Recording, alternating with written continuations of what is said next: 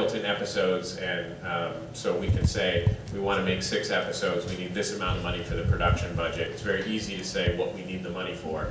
For a week-to-week show like Bullseye, my radio show, it's much more difficult to say we could break it up into years or 6-month periods, but it's a much more amorphous continuing, as anyone here who works in nonprofits knows, it's a lot more difficult to raise operating expenses than it is to raise capital expenses. So we fund that through, essentially through $5, $10, $20 a month continuing donations from audience members. For the most part, that's about 60% of our audience, 60% of our budget. We also do live events, and that's a significant part of our budget. And we're not a nonprofit. None of this stuff is, all this stuff is for profit. I think that in this new world, people are very paying for things that they like because they like them and they want them to be made. They don't see giving me $20 a month for the 4 shows that they listen to as an act of charity. They see it as a matter of paying for the thing that they like. And the fact that I give everything that I do away absolutely for free, no controls over any of it, they see that as me trusting them to pay me.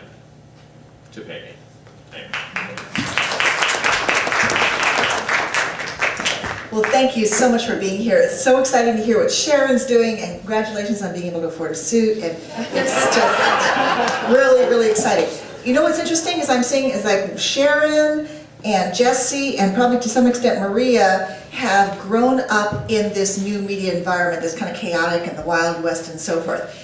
And I'm a little bit younger than Bob Scheer, but I'm kind of in between, so I'll confess I'm 56, born in 55. And so I grew up just as this cataclysmic change in media was happening. So I started out very traditional, went to journalism school at American University, got my master's. My first job was, doing all the grunt work at WBAL-TV in Baltimore in 1980-81, when everything was very traditional, no such thing as what the heck is a podcast, and so forth. And then so I started very traditional in broadcast, have been in broadcast, but suddenly, like right around, the 90s, when things changed, so I've straddled both worlds, and I've had to make the transition somewhat awkwardly to tweeting and Facebook and all this kind of stuff.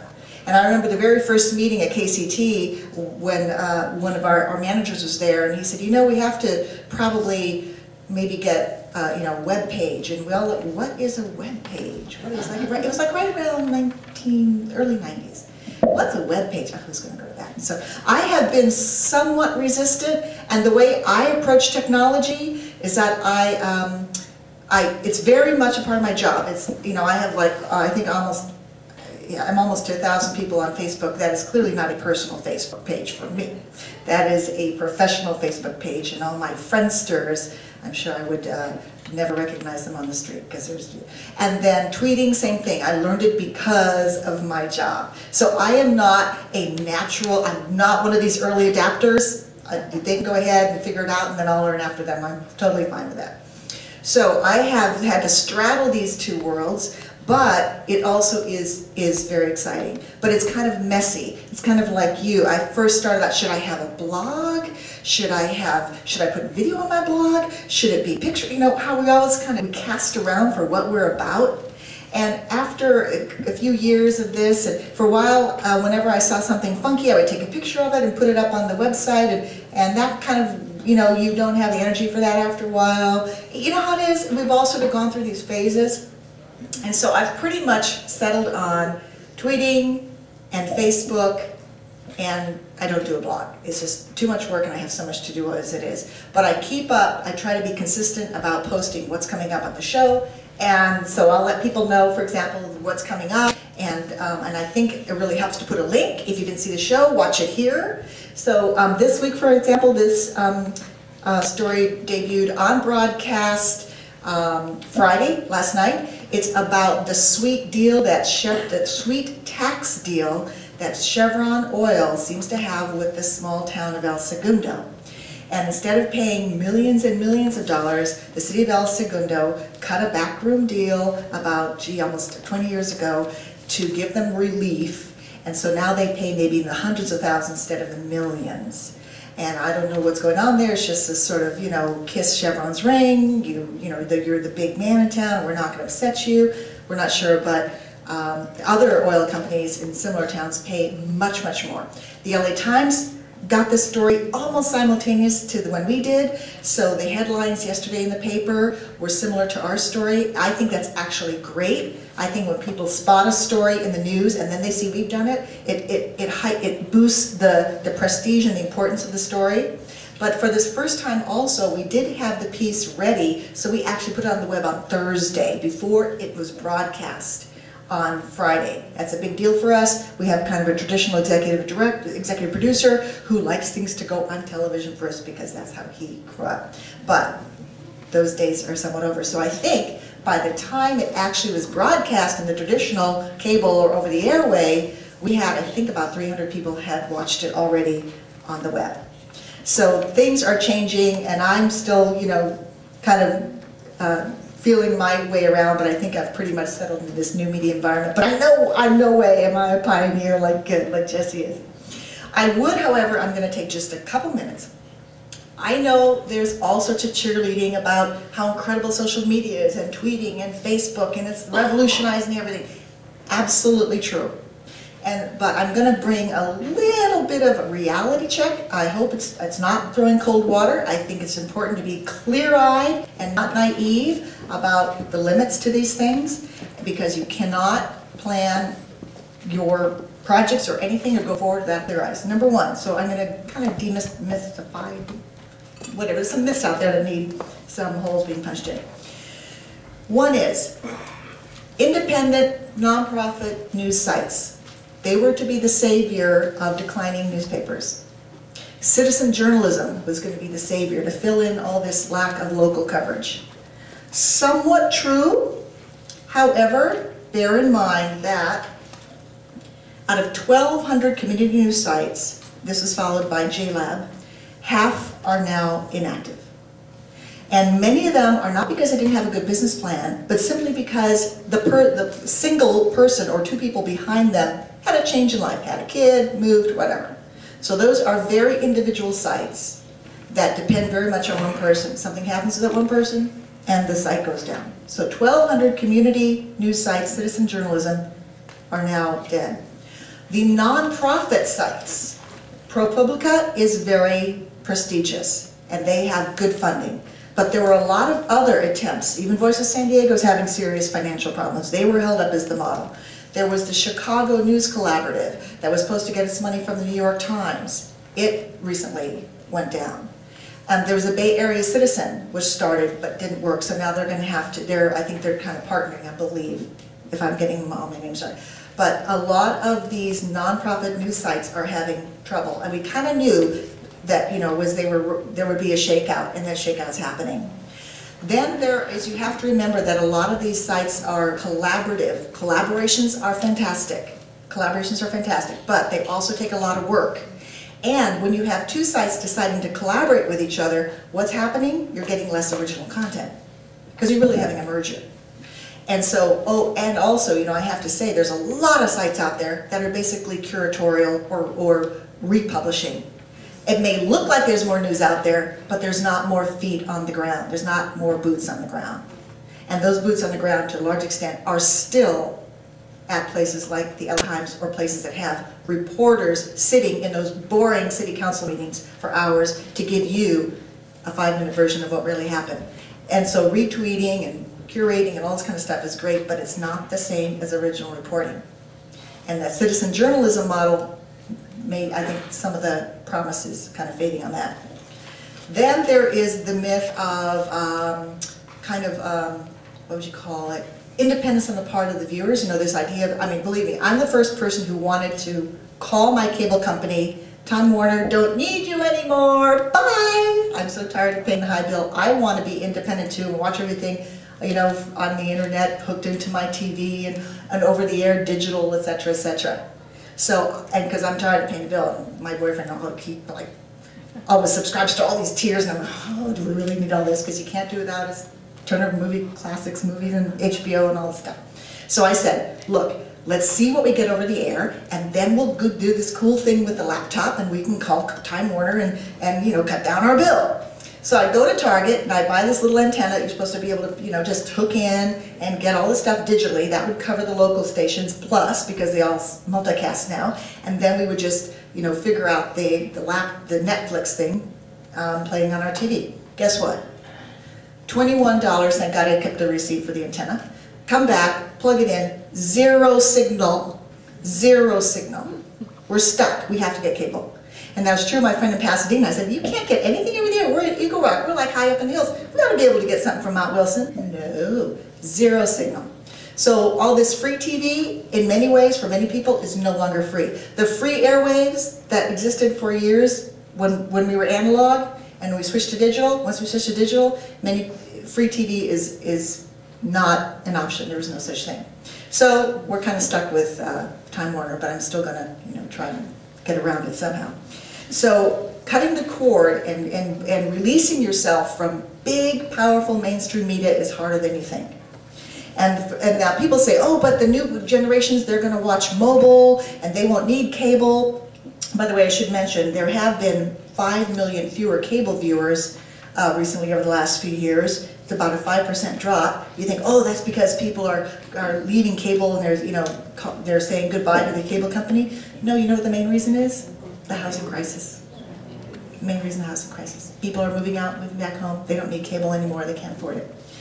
But then they say, well, Netflix will, you know, give all this competition to cable and so forth. No. Here's the weak part of Netflix. Netflix doesn't own the content. Netflix has to get a license from every content creator that it gets before it can put its stuff on Netflix.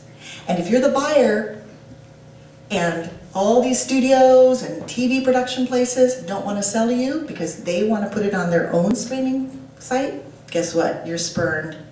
So Netflix owns almost nothing of its own. It depends on licenses from the studios and movies and TV shows. I think it owns like one. It's going to watch. Netflix is going to start producing its own original stuff because it's only when you own your original stuff, like Jesse, that you have true power. So Netflix is not going to be the big challenger to the big cable companies that some people may think.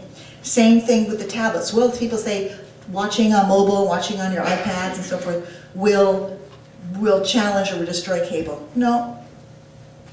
No. Hulu, which everyone thinks is really cool, owned by Comcast, News Corp, and they own the content. And unlike, I think, the music industry, the television and movie studios are getting ahead of the game. They are jumping into the mobile viewing world and providing ways for you to watch it first. So they're not going to be caught like Napster. So they are actually getting ahead of the game. HBO Go has figured it out. Anybody who is a subscriber to HBO, if you register with HBO Go, and there's a little authentication mode where you put your cable account number or something so they confirm that you are a paid subscriber to HBO, then you can get into HBO Go, which is basically a big website, and watch anything you want. Don't need Netflix, don't need Hulu. So all these companies are really they're smart, they've learned, and they're getting ahead of the game. And so if we'd like to think that we're sort of democratizing big media and so forth, but a lot of stuff that's happening in the future will still be tied to these big media companies. That's not necessarily bad, as long as we consumers, demand even, fair price. I don't believe in getting things for free. I just, want a reasonable price and not being held over the barrel. Those are just some thoughts. There's more I could say, but I'll stop now. So, just brought a little bit of a reality check to the world. And then that's not even news. I kind of got into entertainment there, but I'm happy to answer all sorts of questions about news or anything else you may have. Thank you. Will? Thanks.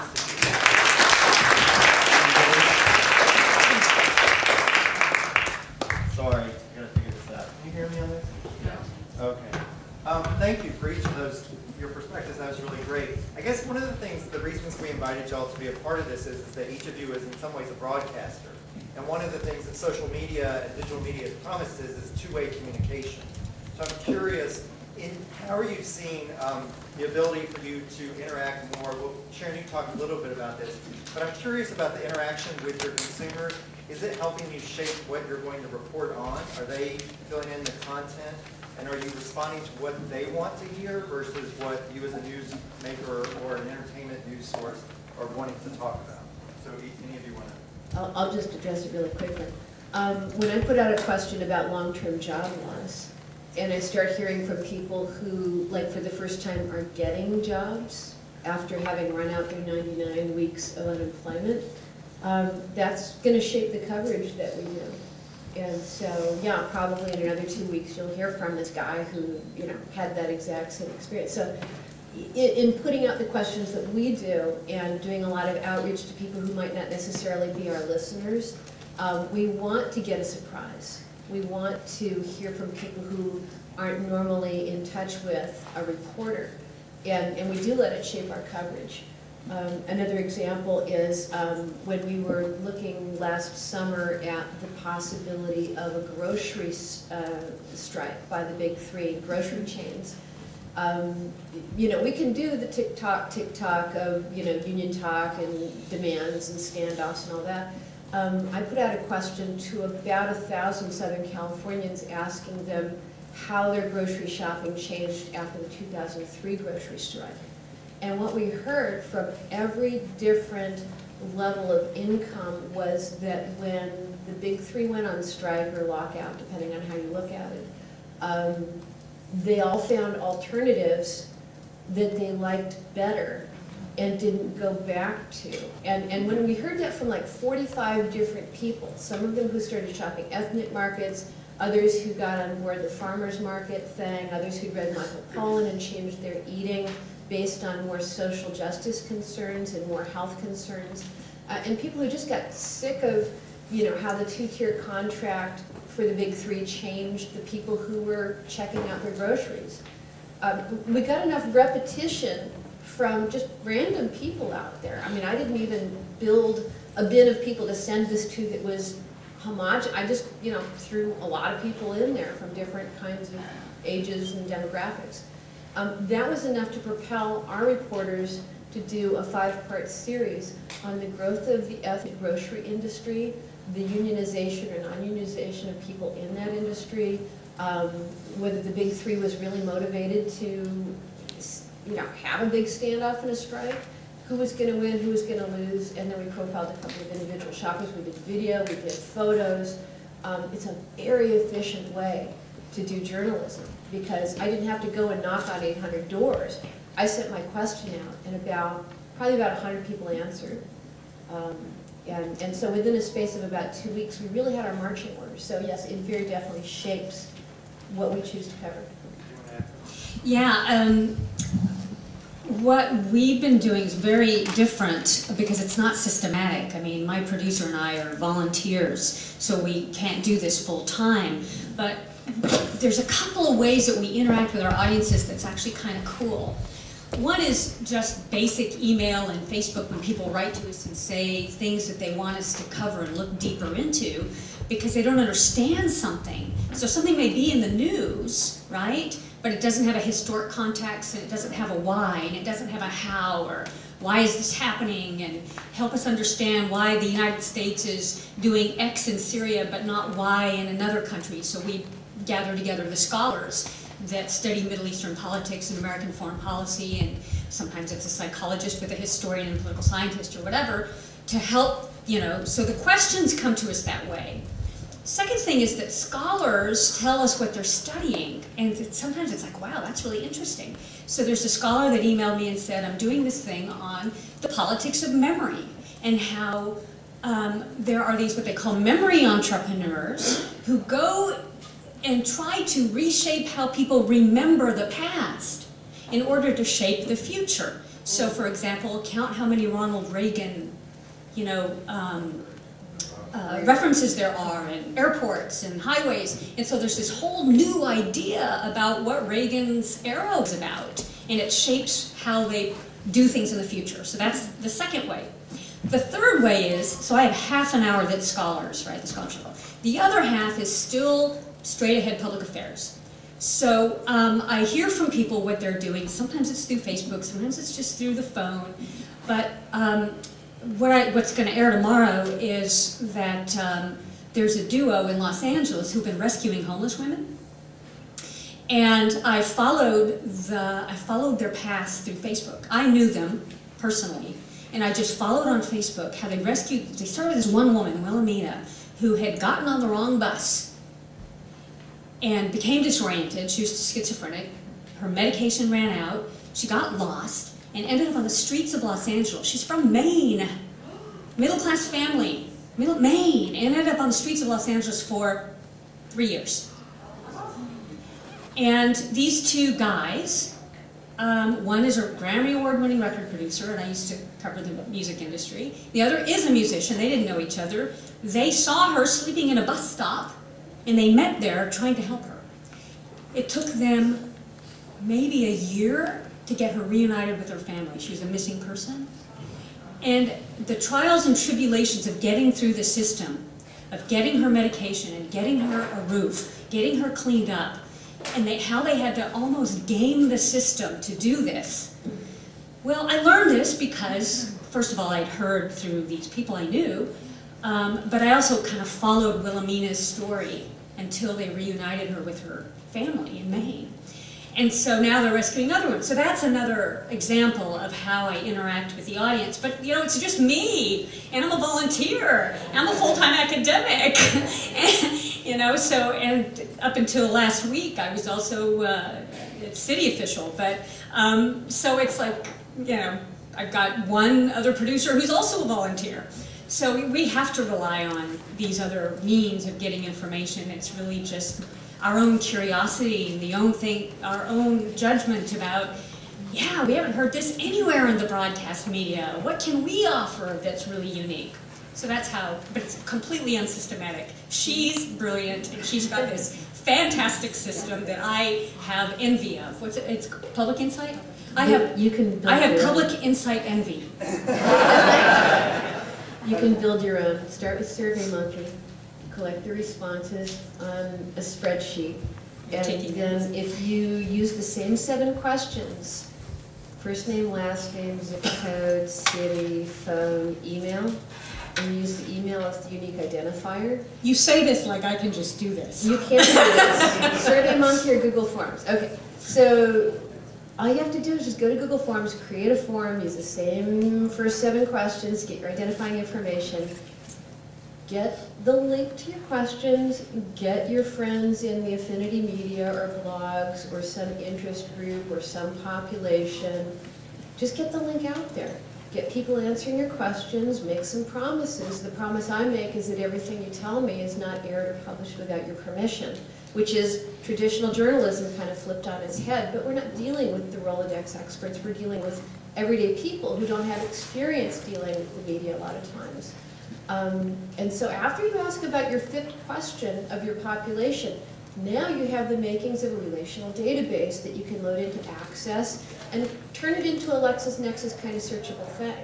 So I can search my network based on demographics, age, ethnicity, basically whatever people tell me, keywords. But then, you know, the outreach is what really matters. That sounds so easy. Val, I was curious, we were talking earlier about this issue about how KCET left PBS.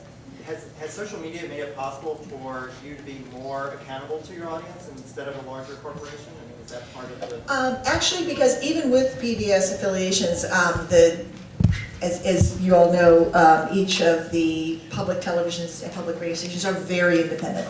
And that's why they can often decide to carry this and not carry that. And it's actually frustrating to the PBS system because there's not a lot of coherency. So KCT... PBS viewer. Yes, that's true. So, you know, the airs at one time in one city, another time in another city. So, so KCT had its own website and was building its own following even as a PBS affiliate. But there were often some conflicts and some collisions there when we were PBS. So it actually has made it simpler in certain ways to deal with our online audience as an independent station. When you're PBS, there's a big argument, well, if they Google Nova, will they go to their local PBS station's website, or will they go to pbs.org? I mean, a big fight over page views and whatnot. So it's actually simpler, and we have put a lot of effort into building up our website, and our web team has done a great job. There's been growth in average page views almost month to month to month. Thank you, Jesse. In my case, I mean, basically, if I don't have a deep relationship with my audience, I don't get paid, and my baby starves and dies. Nobody wants that. Not least of all Scheer, I can tell. And so, for me, I'm using social media to deepen the connection with my audience. And the radio audience, frankly, expects, for the most part, expects a one-way relationship. I have a larger audience for, if I just take the example of Bullseye, which is one of, right now, 5 shows that I host. If I just take the example of Bullseye, which is the one show that's on the radio and on podcast, the audience is bigger on the radio. I mean, just being on WNYC in the time slot that I am, I could just be going up, making Swedish Chef noises, and I would have an audience of 35,000 or so. Just because people would be waiting to get to sound for the next show in between Weekend All Things Considered, or whatever it is that I'm after. But I hear from, and I give out my personal email address on every show, and I hear from a radio listener every other week or so. And that's with a radio audience of, I don't know, 100, 150,000. And, you know, I mean, I'm not like, I don't cover the Arab-Israeli conflict or anything, so there's nobody with an axe to grind about the content of my show. So I don't have to deal with, you know, nuts. But, or just people who are just angry at me in general. They're mostly angry about my grammar. They're like, oh, it's a public radio hazard. You probably know about that. You probably get complaints about your grammar in your email. I usually just send them my SAT scores. I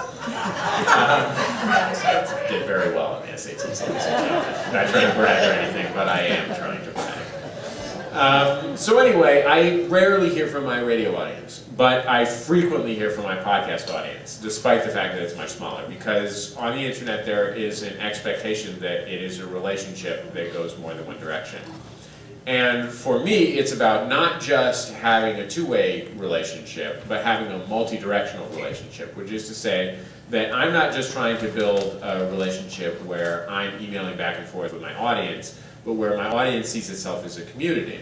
Because if my audience sees itself as a community, then that is not only more rewarding to my audience, but ultimately going to be what allows me to make a living from what I'm doing. You know, I give this talk sometimes called Make Your Thing about making independent media that I wrote an article for transit.org, a public radio making website, great public radio making website that Jay Allison runs. And one of the points was about community, and I used the example of this hip-hop group. I'm stretching the definition of hip-hop, frankly, called the Insane Clown Posse. And these are these guys who, just the brief story of the Insane Clown Posse is, they're these white guys from suburban Detroit who moved to the inner city to become drug dealers, but they were too stupid and they're really dumb and lame, and they couldn't be drug dealers. They were too stupid to be drug dealers, and then they wanted to be professional wrestlers, but they were too unathletic and lumpy to be professional wrestlers. So they kept their killer clown makeup and decided to become rappers. They're horrible, horrible rappers. These guys are just terrible. I'm a big hip-hop fan. They just couldn't be worse rappers. But they've had a very successful 15-year career, despite being just completely critically reviled and just hated by anyone that likes rap music or just things that are good. And the reason is because they have built a very powerful community, because they recognize that music, for most people, isn't just about the aesthetics of the music. It's about what the music means to you personally. And you know, the Who, Quadrophenia isn't about the songs, it's about, mods and rockers, right? And being a mod isn't just about what kind of music you like, it's about how many mirrors you can put on your Lambretta and how many, one person knows about being a mod. And, how many targets you can paint on your, Army surplus jacket, right? that when you build, or if you take the example of Harley Davidson, like Harley Davidson is as good a motorcycle as any other motorcycle, but why do 75,000 people go to Bike Week and they all ride around on their motorcycles together? It's because they're connected with each other. And if you can help people connect with each other, then that is an incredibly valuable service. And so for me, part of what I'm trying to do with social media is not just build a two-way connection, but build a multi-way connection, so that I'm connecting my audience not just with me. That's assumed. It is assumed that they will connect with me, whether it's on a large scale or a small scale. You know, that I only have so much time to respond to emails. You know, as I become more and more famous, I have to do it more publicly. You know, I'm doing something on this website called Reddit, where they have this thing called IMA, which is where people just answer questions about a thing that they are. Like one of them, I was looking at it, one of them was, I am a guy who dropped out of college to work on a private island. And he just answered questions about what it's like to drop out of college and work on a private island. So I'm gonna, yeah. So I'm gonna do one about making indie media, right? So sometimes I have to make my one-way connections, you know, my two-way connections more publicly now, because I don't have the time to do it, you know, to respond to every single email that I get. But if I can connect people with each other, then that's benefit that I'm getting that I don't even have to participate in, other than to show leadership and say, like, these are the things that we're believing, right? And if I represent something to people, which I have to do by being clear about what I believe in and who I am and what my brand represents, if I can use the word brand at a 99% event, like if I can say, this is what I'm about, you know, and people say, oh, I also believe in that. I would love to be connected with other people that also believe in that. And I can help those people come together, then that multi-connection is very powerful. And that's what I ultimately use social media for, whether it's Facebook groups, whether it's, you know, there's a forum on my website where I connect people, or whether it's in real life with live events. We do meetups all over the country, and we do an annual event called Max FunCon. It's one of our biggest revenue raisers. That is a literal, physical coming together of people. Great, thank you for that. I just want to be sensitive, to take a cue from you, to make this a social media space, I really want to open it up to questions from other folks in the room. So, does anybody have any questions posed by? Okay. If not, I don't know, where is Amanda? Would you just want to ask your question? Do you have a loud voice? Your comment about interactions, we are actually trying to set something up.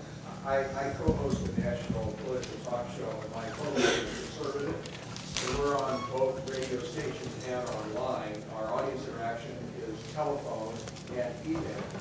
Our callers are universally conservative, and we interview everybody from the Howard Dean to Jim Burnett, so we get both audiences. Our email interaction is almost universally liberal. And I haven't quite figured that out. I mean, I know there's this rule that liberals don't listen to talk radio, but conservatives will. And maybe that's what I'm seeing here. But it just, as I was doing some analysis, it's talking to wait, there's something going on here, and I'm not sure what it is. And I don't know if you told me what it is, but you can develop an email relationship, at least with liberals. I don't know about conservatives, but you can with liberals, and it seems to work pretty well. And my producer thinks, and he's done some research in this, that almost all of our online listeners who are on Blog Talk and Conversation USA are at work with their earphones on, and they can't let their bosses know they're listening. So that's why they interact with email. I don't know if I got your thoughts on that or not. Are you saying that all people with jobs are liberals? I really think that there's something to be said for ways to interact with your audience, no matter what your medium is, that are distinct from the traditional ways to engage and interact with your audience. For me, my hero for interacting with audiences is a guy called Zay Frank, who hosted a web series called The Show that some of you might have seen. It ended in 2007. He's actually just announced plans to bring it back. But he invented the video blogging style with a tight shot of someone's face and a lot of cuts even inside of sentences, which you may have seen in everyone's video blog. He is one of, I think, about 2 people to ever do a good job of it. But among other things, one of the audience interaction points that he did was he did a project where he made a sandwich of the Earth, where he found an audience member to put a piece of bread on one side of the Earth and someone to put a piece of bread on the other side of the Earth to make the Earth into a sandwich. He also did one where he had the audience send in pictures of their vacuum cleaners with human clothes on them. And both of these things, what's distinctive to me about both of these things is that, you know, he could be doing the traditional kind of things that we do when we think of media, which is letters to the editor if we're a newspaper, right? Or it's call in on a hot topic if you're a talk radio show. You know, and when you're a talk radio show, I mean, I'm sure many of you have read that David Foster Wallace essay about talk radio. What you end up doing is heating up your subject matter because you're just trying to get a response from the audience so that you can get calls, so that you can have content for your show. And especially, I mean, I hosted a call-in show on XM when I was in college, and I know that there was no one listening to XM at the time, and so we would just start saying crazy stuff. At one point, we were running this thing that was a contest to decide what the best candy bar was, just because that was the only thing that people seemed to care about. And we would just be slandering candy bars in the hopes that someone would get upset and call in. And that's what talk radio becomes, because it just has to get hotter and hotter to incite people's passion, right? But there are other ways to engage your audience, and one of the cool things about online is that you can think of creative ways to engage your audience and also to get them to engage each other. Because once they have participated in something like that, whether it's a goofy thing or not, it is a very powerful experience for them. It is a very powerful experience for them, and it makes them have a very significant connection to you and the product that you're making. We had a question over here. It's working now. Yeah, it's directed toward Val. It's more of a comment. I know you were talking about busting myths, and you mentioned a very interesting statistic about how many of these citizen journalists, independent news sites have kind of gone under. But according to the Small Business Administration, 7 out of 10 new employer firms survive at least 2 years, half at least 5, a third at least 10 years, and a quarter stay in business 15 years or more. I'm sorry, I didn't get all that. What kind of Okay, so this is, what I'm trying to put into context is how, you know, startups are startups. Doesn't matter what, where they come from. is among those, yes. So, while your statistic is interesting, I wonder, contextually, if that fits into the norm of the failure of startups. Very much so, and that's part of the reason why the promise, or those who believed a little bit too much in citizen journalism, were subject to disappointment. Because yes, startups have a high it's not surprising. It's just reality. And also your issue of, well, I would like to give up subscribing to a cable company, you know, maybe I can move over to the internet. I wonder if that's more of an issue of control of the medium versus what's available, the accessibility. It seems more like they're forcing you into an option, and the only option is to purchase their product. And it seems like it's really more of an issue of whether or not you know, we're allowed to have a choice. And it sounds like you're not allowed to have a choice, even if you kind of made an effort. But I would also argue that you can get a lot of this information online for free. You don't need Hulu. And I've lived without TV for 4 or 5 years. And I get everything online. I get MSNBC. Once I break my boyfriend's addiction to Turner Classic Movies, we're good. Because I can get Bill Maher, because I would miss Bill Maher, but I can probably get him online. So believe me, I'm working on it. There is a way to I watch a lot of television. I like television. Old-fashioned broadcast or online? I think we're in a golden age of television, but I have not had cable since it came for free in my dorms, and I don't watch over there. I wish I could get over there. I wish I could get over there. I also want to... So I think that the type that your video entertainment comes to you on is changing very fast. Yes. I did want to say that fortunately I don't get enough direct viewer emails and stuff. The good thing is that I can respond to virtually all of them, but if I got flooded with them, then that would create a problem, so yes. Here we have a question back here. Oh, one of the things, accused me of being censored by big corporations. And frankly, I want to tell you, journalism is hard, okay? The work of doing real journalism means you have to take the time to ask questions, verify the answers, go to people who don't agree with those answers and talk to them. It's hard. So, you know, I mean, it's easy for people to accuse us of bias. It's easier to accuse us, and probably more accurate, to accuse us of being sometimes lazy, sometimes uncurious. You know, I mean, the bad journalism that gets done out of, I need to go home and pick up my kid, is probably far greater than, oh, bro doesn't want me to write this. So if, you know, and you talk about the demise of citizen journalism, whatever that was, journalism is hard. Citizens who are motivated to participate in journalism, you know, it's hard to keep them engaged doing honest, bias-free journalism. You know, you know, if you want citizen journalism, let's go back to what we were 250 years ago, you know, which was exactly the kind of polarization thing you're talking, you know, go read your journalism history. You know, we went through this golden age of objectivity. Now the big mountains are falling down, smaller mountains are coming up. You're one of those mountains. KCET is one of those mountains. KPCC is one of those mountains. You know, we're trying to raise money to do really good work that's going to bring Southern Californians together. And it's hard. So I've talked way too long. I'm going to answer your question very briefly, because this is important. I get the question a lot. Our coverage is not influenced by people interfering with us, but our coverage is influenced by where the money pockets are. It is not a push us to do this or that. It is a pull. So when a foundation says, gee, we have $350,000 available to cover public health, we run over there and get it, California endowment. Oh, and another one we have, you know, ACLO, whatever, we have $100,000 to cover environment, we run over there.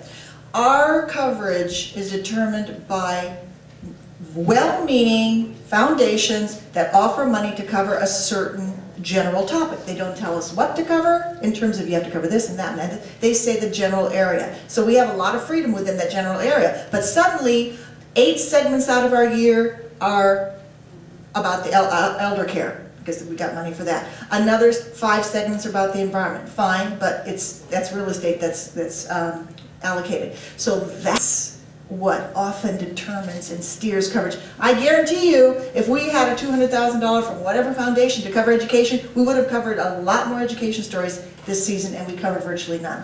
That's where the influence is. I'd like to offer a quick perspective from a for-profit perspective.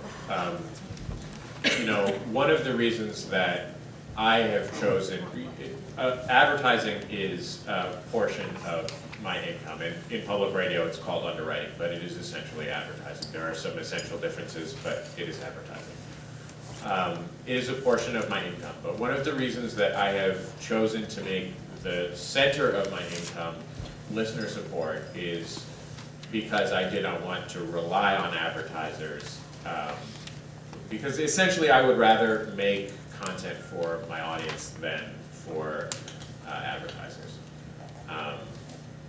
There are ways to make content for advertisers. If you make the content for a big enough audience, you can just sort of happenstantially make it for advertisers so that it works.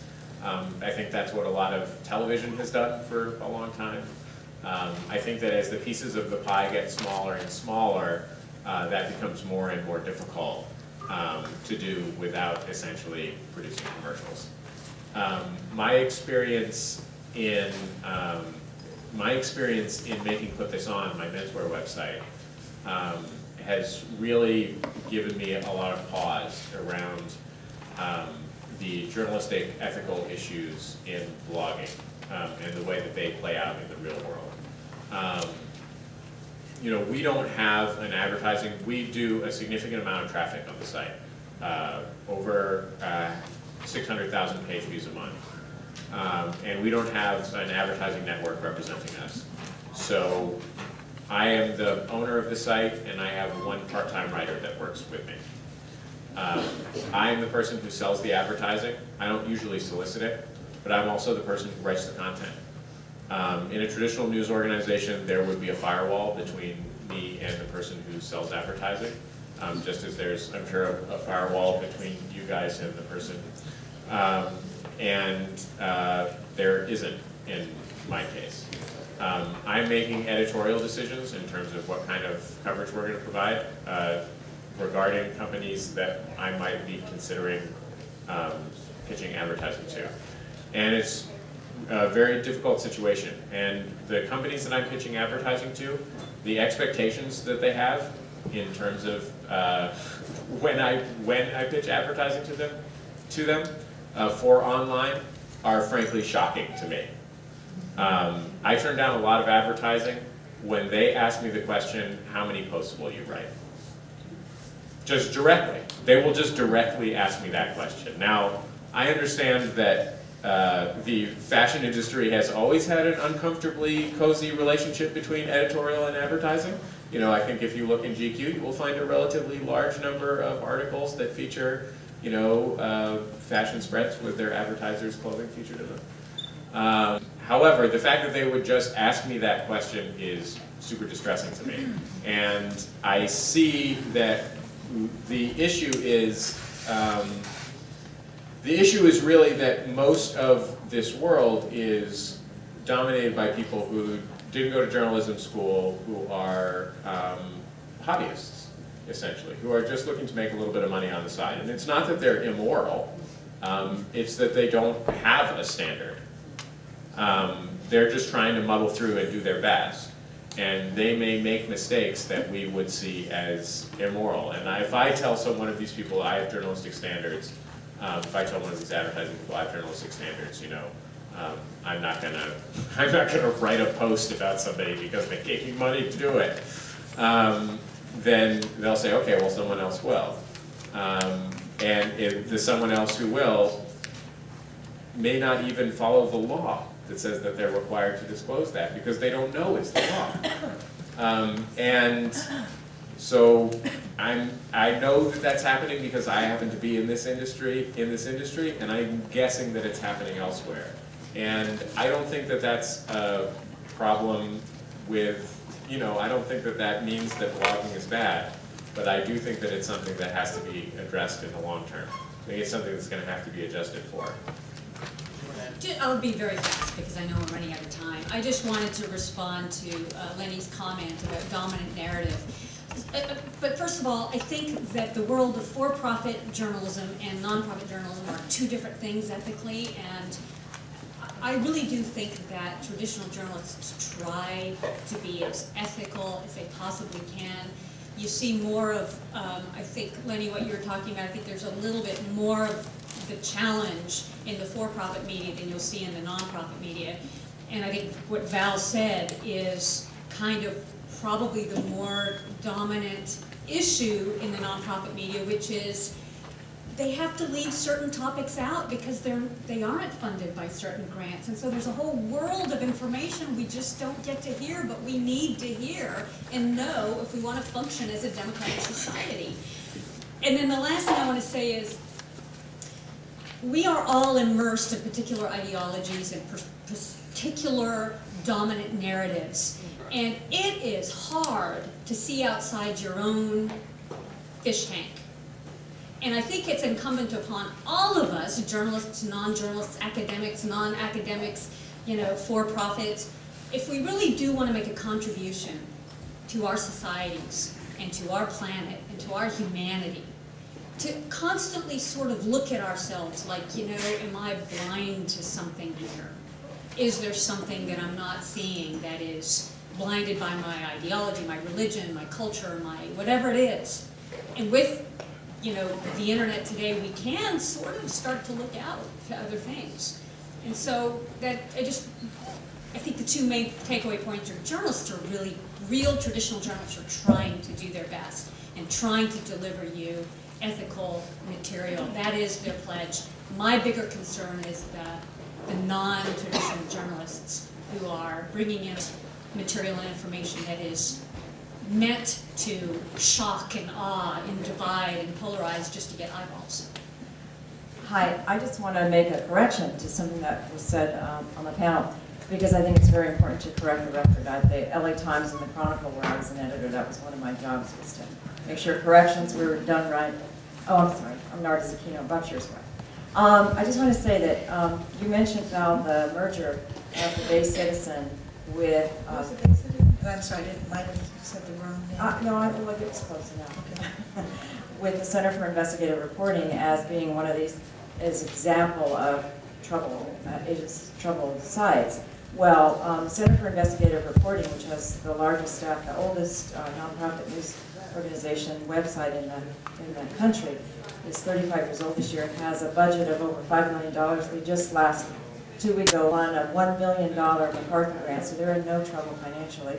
And the Bay Citizen has an endowment, pledges of more than $15 million, so they're not in trouble financially either. I'm sorry, I didn't mean to say they were in trouble financially. That was more an example of a merger and therefore fewer sources of original reporting. Oh, I thought it was, I'm sorry, I thought it was... I sort of blended into the 2 points. No, they're in good shape. They're one of the few that are in good shape. I'm just saying that when places merge, that it just means that it's fewer boots on the ground, perhaps. Yeah, actually, they're adding boots on the ground because of their budgets. And I used to work at the Center for Investigative Reporting, and my business partner started the Bay Citizen. That's the only reason I know so much about it.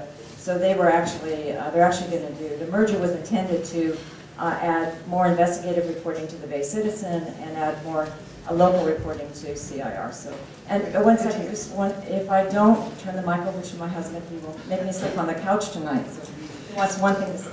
I do want to say one thing. We disagree on a number of things, but the subject here is supposed to be the media and the 99%. And I think, frankly, we're avoiding the main question: where is the money and where is the power? And we can all have fun. I've had a great life. I'm sure you people have a great life. We do lots of good stories. The question is, will anybody really deal with the disproportionate power of the 1%? We're not doing that. And you mentioned ProPublica, for instance, which really drives me crazy. ProPublica is funded by people who helped create the banking nightmare, the Sanders, you know? And it's run by a guy I happen to like personally, but he was the editor of the Wall Street Journal that looked the other way when this whole thing happened. And I love public radio. I've worked with KCRW for 16 years now. But the fact is, you know, we are dependent upon these people to keep public broadcasting going. And a struggling network, here you got KPFK, they're going to go out of business probably. They're doing very poorly. They can't get the money. And so the narrative is still controlled by the people who created this meltdown. They control it. They're rewarded and they're still hungry. Well, Bob, I mean, I can tell you that in my case, 2/3 to 3/4 of my operating budget comes from individual donors who are giving $5 and $10 a month, who are absolutely members of the 99%. Now, I'm personally not doing hard news, but I don't think that my model would be any different if I were doing hard news. Do you disagree? Okay. I'm interested to hear it. Hard news is hard. Say something, actually, because I paid $20 to get in here. I just want to say something, and I appreciate you talking. However, Can you speak up? Yeah, I just wanted to, a couple of things. I actually have been internet oriented for the last 2.5 years, no TV, and it's been incredibly eye-opening. I feel like when I was 20 years old, I was searching for music all the time, and now I'm on the internet searching for news. And it's important to repeat the news. I kind of think of children. I think of myself as a child when I watch the news. When I'm watching Democracy Now!, I need to, what did they just say? So I need to rewind it and hear it again. So it's been incredibly eye-opening. The other thing that I wanted to ask Mr. Scheer is that I was watching, I went to the LA Times, which I rarely ever go to, but I went to the LA Times after the Greek debacle, and this was the same night that the Grammys were playing. And I was curious because the next day at 5 o'clock, I went to the LA Times and there was nothing on Greece. Absolutely nothing. I was mortified. So I called the LA Times at 5 o'clock in the morning and talked to the web editor and asked him about this. Asked him about why isn't there anything on Greece? I mean, this was important. This is major international news. Nothing. He argued with me saying no one would read it. I'm not kidding. I'm not kidding. No, she's on to I'm not this kidding. is very important. No, he said very no one would important. read it. I said, it's irrelevant if no one would read it. It's news, you know? And it's beyond news. It's beyond news. There's much more That's context people need to know. So he basically what he said was he said no one would read it. And I said, oh, it's irrelevant. And he said I said you have everything on the Grammy on the front page. He goes, well, we're the capital entertainment of the world. And he starts explaining to me. I said, wait a second. You need to tell me that you print what is trending. You are printing what is, and I repeated this back to him. And he gave a long explanation, convoluted answer, which was basically the case. You're printing what is trending. So I think it's interesting, you know, we talk about going on mobile. Well, right now, our mobile databases are getting throttled. So if we're out there protesting and we're trying to make a difference and we're not being able to get on the internet because of AT&T and we're getting throttled, it's irrelevant any of these people that are going on mobile. I don't think anybody's protests are getting throttled unless at the protest you're watching episodes of TV shows. It doesn't matter how much. It doesn't matter how much. Jesse, it doesn't matter how much. In order to get to the point where you're getting throttled by AT&T. Does it matter that they're getting censored? They're getting censored and they're being. Wait a second. I like to use the Whatever word to the left no, out. let's go back to the no Left out. fetching. Left out. No. Hold on a second. Hold on a second. I want to talk. First of all, Jesse, I listen to you. I'm on the panel. Exactly. So I would respect, because I've been listening to you, so if you could give me some eye contact, I would appreciate that as well. The one thing that is important about the throttling of AT&T, because when you are out there, and you are having this information, you pay for unlimited data. If you look at the Wall Street Journal yesterday, on Friday or Thursday, when they had the front cover, and they talked about this, their first line was the all-you-can-eat plan, not unlimited, which I thought was interesting. You know, Chris Hedges talks about Logicide and how the mainstream media is really taking a lot of these words. But my point was, I wanted to ask if, Mr. Scheer, is it really true that a lot of these major corporations and major media, mainstream media, is really printing what is trending? Pravda in his vesture. Thank you for that. I'm a little torn because we have lunch waiting outside and y'all paid $20 to eat. So I don't know what. I'll let Robert respond. Maybe if you want to wrap it up. I mean, is that okay? I know you have a lot of questions. Conversations. I mean, we have workshops in the afternoon where we're going to be discussing a lot of these issues, and we'll have time during lunch for you to talk to our panelists. And I really am excited that y'all are so enthusiastic about this. But I'm not cognizant of the fact that you have lunch, so I just want to get time for that. I just want to make a very simple point. We're not at odds here. I don't mean, I had plenty of time before, and I think what you do is great, and I listen and everything else. But there's an elephant in the room, okay? And our concern is, how does our economic system work? And what is the concentration of power? And what is its relation to media, okay? Now, I got pushed out of the LA Times, not because I lacked popularity. I had a lot of popularity.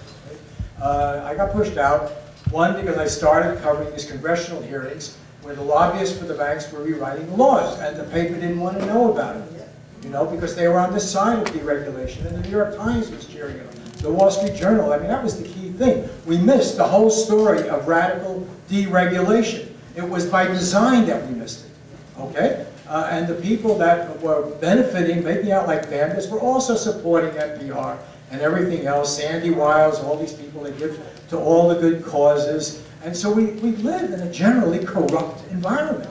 You know? And this is the dominant narrative. Yeah, we do. You know,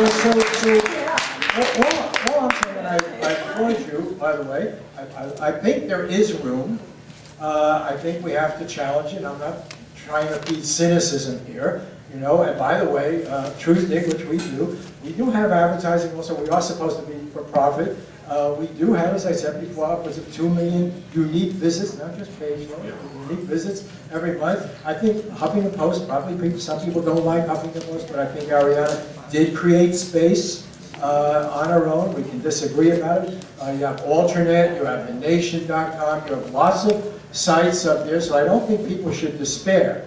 But I also think they should not lose sight of the target. You know, there's a 1%, and the 1% controls the culture. They control it in the universities, they control it on the airwaves, they control it in print, and they have to be exposed. I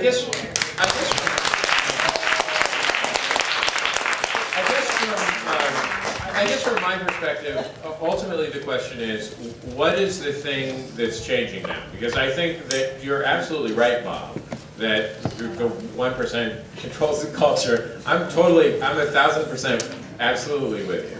And you know, I don't want anyone to think that just because I don't do hard news doesn't means that I don't think that there should be coverage of Greece in the LA Times or anything like that.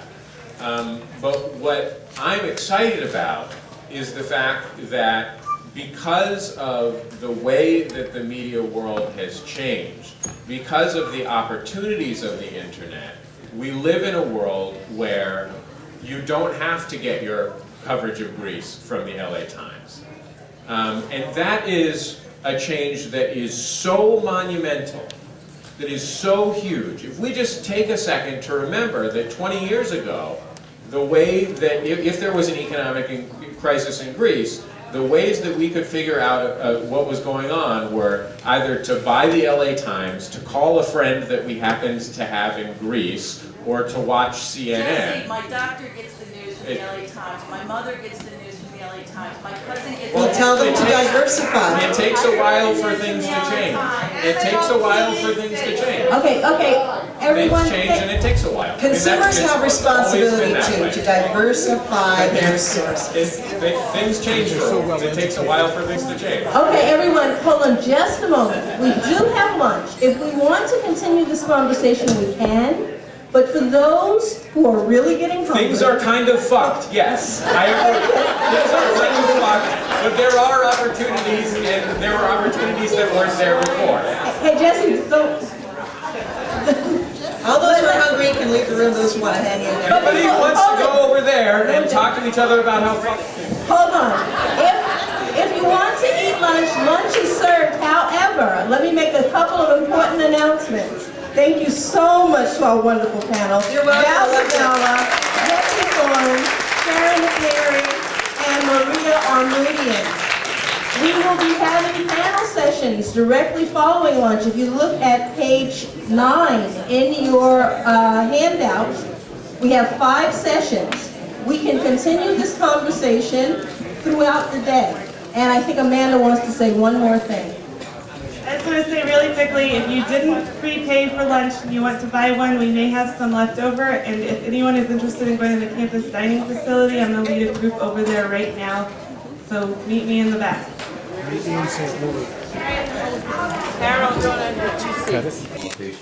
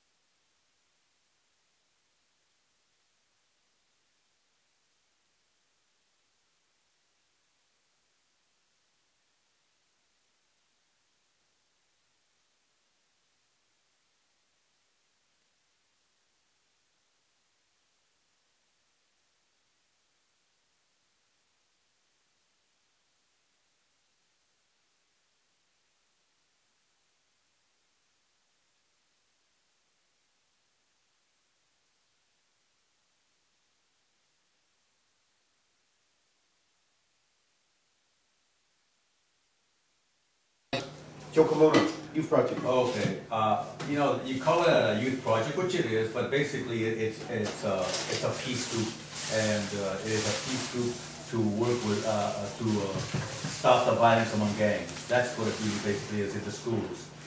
And at this point of the situation, there's two elements that have to happen in order to get this thing through.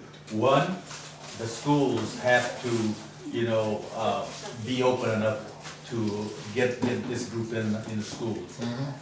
The other part is to have the gang intervention people who are getting paid for that job right there, and you know, get them to work together in cohesion with the schools.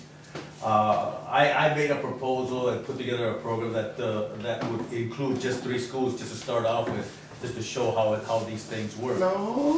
Everywhere we've that I know I put this program, youth groups have basically stopped the gang banging in and around the schools. I know it can be done. It can be done, and that's my sadness right there. Is that we have these kids getting shot and killed, you know, around, and you know, we're not going into and putting the schools accountable for anything, you know, and a lot of their organization, a lot of their getting together, a lot of their recruitment happens in the schools. And it happens in front of educators who, they're totally meaning well, they're nice persons, they're good people, but they know what they're doing, the kids are doing, the culture of these gang kids, they're going to miss it every time. And I've seen it myself. I've seen it happen in every school that I've gone to. But so I advocate, you know, that we put somebody in the schools, which in this case would be me, you know, to set up, to open up the doors in the schools and to set up this program and give direction to the program the way it's supposed to go. And that we work, try to get the city to get the gang intervention people in there. And here is where Art and I have, you know, we're setting up a meeting with Cespedes, and so far at this point, who's that? Cespedes is the deputy mayor for Antonio, and he is in charge. He's basically the gang czar for all of the city of Los Angeles. Okay.